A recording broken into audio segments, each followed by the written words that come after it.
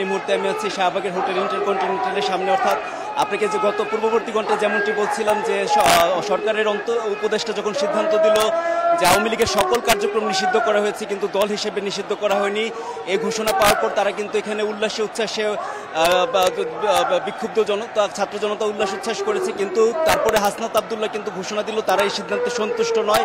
তারা 30 মিনিটের সময় নিয়ে তারা কিন্তু আবার উপদেষ্টাকে 2 ঘন্টার আলটিমেটাম দিয়েছেন যে কোনো রকম কার্যক্রম নিষিদ্ধ নয়, দলকেই নিষিদ্ধ করতে হবে।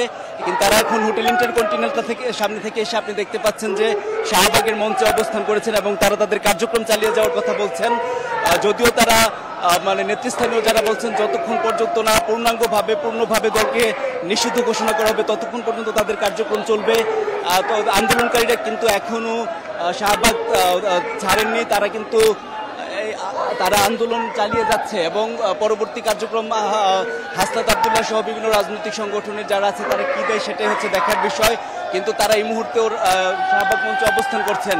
তো আমরা কয়েকজন আওয়ামী লীগ নিষিদ্ধের রাজনীতি নিষিদ্ধের প্রতিক্রিয়া কয়েকজনের কথা শুনলাম। আলহামদুলিল্লাহ অনেক আনন্দ লাগতেছে, অনেক খুশি হলাম যে 16-17 বছর সরকার এই দেশ থেকে পলায়ন করেছে আর আমরা এই মুহূর্তে ওর অপমানগুলো আমরা সহ্য করতে পারছি।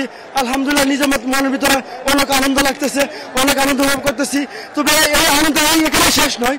আমি সরকারের কাছে আমি আশা করি যে যারা অপমান করছে তাদেরকে এনে যাতে সবাইকে দৃষ্টান্তমূলক শাস্তি দেওয়া হয়, সবাইকে ফাঁসির কাজটা জবাব দেওয়া হয় এবং যে এই ছাত্রদেরকে হত্যা করেছে, আলমাদেরকে হত্যা করেছে, এই শাহবাগীদের থেকে এই হত্যা করেছে, তার ছাত্রদেরকে হত্যা করেছে, আমি মনে করি সবাইকে সবাইকে সঠিক বিচার করা হয়।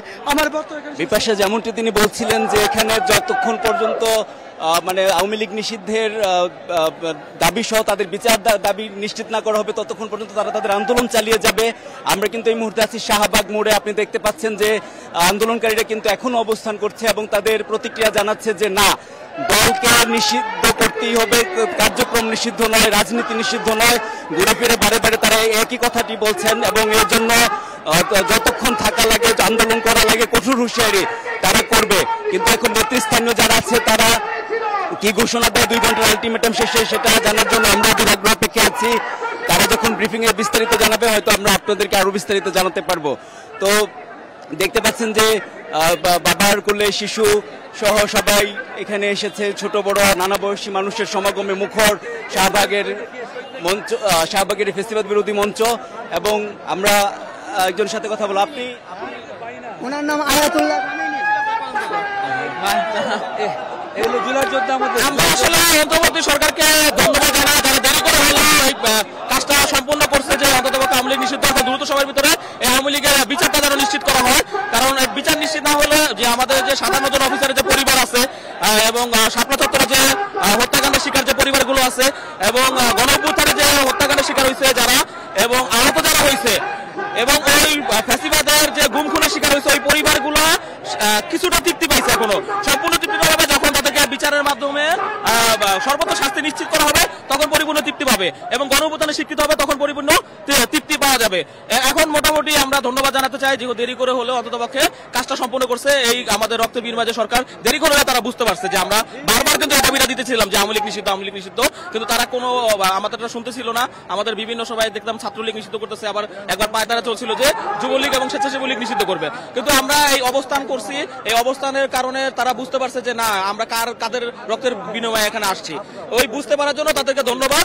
এবং আমরা আগামী জি